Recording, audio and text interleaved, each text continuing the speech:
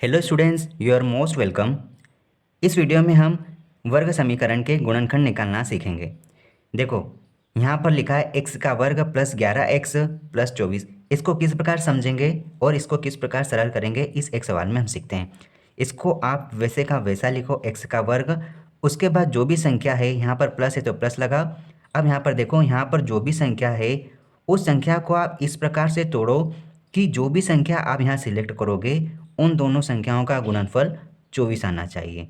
मतलब जो भी संख्या आप जिस प्रकार भी तोड़ोगे उन संख्या का जोड़ 11 होना और उन संख्याओं का गुणा 24 होना।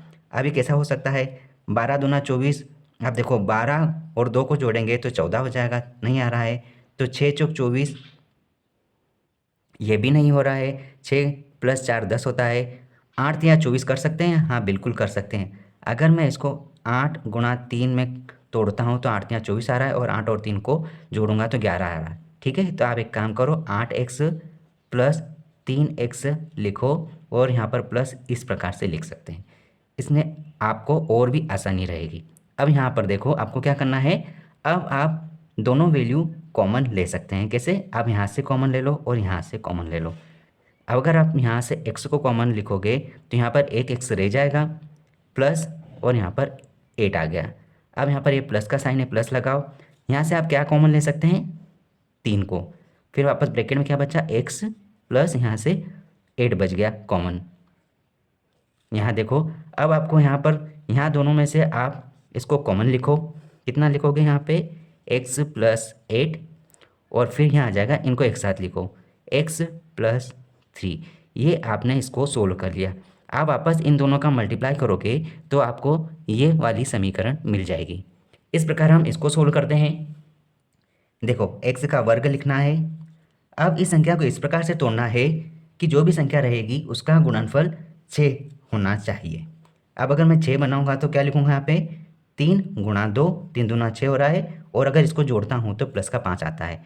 तो मैं यहाँ लिख लेता हूँ। यहाँ पर आप लिखोगे 3x प्लस 2x, और प्लस में ये आ जाएगा। अब यहाँ से आप कॉमन ले लो, क्या आएगा? ये 3 लिखा है, x अंदर बचेगा x प्लस 3, यहाँ पर प्लस लगाओ। यहाँ पर क्या बचेगा? 2x यहाँ पर ब्रैकेट में, प्लस यहाँ पर हो जाएगा आपका 3। अब देखो, यहाँ पर आप फिर से इन दोनों को लिखो जो कि कॉमन आ गया है। x प्लस 3 लिखा, और यहाँ पर आप लिख सकते हो x प्लस 2, इस प्रकार से। यही आपका आंसर है। दो समीकरण और देखते हैं। देखो, यहाँ पर लिखा है x का वर्ग। अब हम थोड़ा फास्ट करेंगे। यहाँ पर हमको ऐसा तोड़ना है कि उसका जो भी प्लस या माइनस रहेगा वो 7 बनना चाहिए, गुणनफल 12 बनना चाहिए। तो हम यहाँ क्या लिख सकते हैं? 3 चौक 12। तो हम यहाँ पे इस प्रकार से लिख सकते हैं, 3 गुणा 4। तो हम इसको क्या इस प्रकार लिखेंगे?